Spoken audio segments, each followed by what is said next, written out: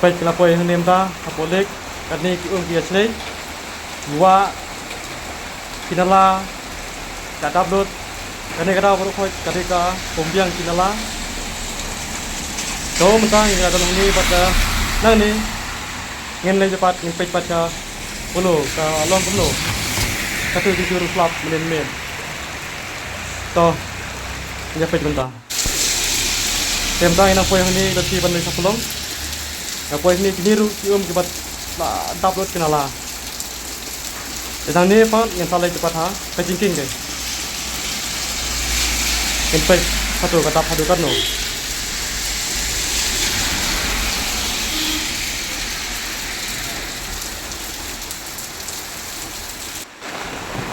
to mentang kita poin ni kan to yang poin kan ya pej mentang to om ada kan no pej perlu kan ni kelatam pej ketik atau ketik ani ada kadang nenek dia kata keslap pak kumba ar analyze ni kamu patina baik berapa baik perlu kata upload ini senang ini pernah baca ni kan ni ro sampai sini siang tambah ke empat baca bo kapal Indonesia ni om demo kan dia slap kena sisu tu baru kadang jabo baik sini ro baik keteru kapal imam ha om tambah betul tentang jabo sudah ada tahun ni apa nganhiar terkait pecak sepi kan kalau ngomong ni sabun kio sih ya baik perlu ilang ngomong bat kepala HDM kepala dap tang dia buat sudah saski sia bat sampai turu kalau ilang ngomong ya kan ika puluh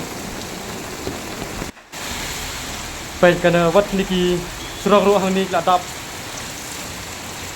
ane perlu ladap load ini apa kira kata apa pembiang kinala baca kamu tu aku dah pakar pakai ni pentingnya kami tel jenjar mah kalau kawan tu pej seperti lawan tangan gini ada karena kecil dulu pej ketika pej ketika lagi mah ya tu mentang lah pej ni ko sepi kan pej perlu kata ambil dari kemarin mari ke selap ni ambil jawab apa ni baik dia bawa baik balang sika baik kepala ini mah baik ani paling mah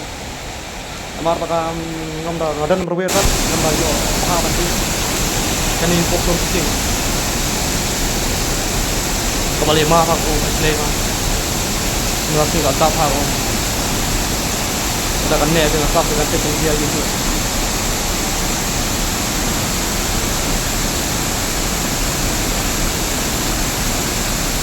tapi ini video anda sudah pick ini video coba like dan share tolong banyak problem ini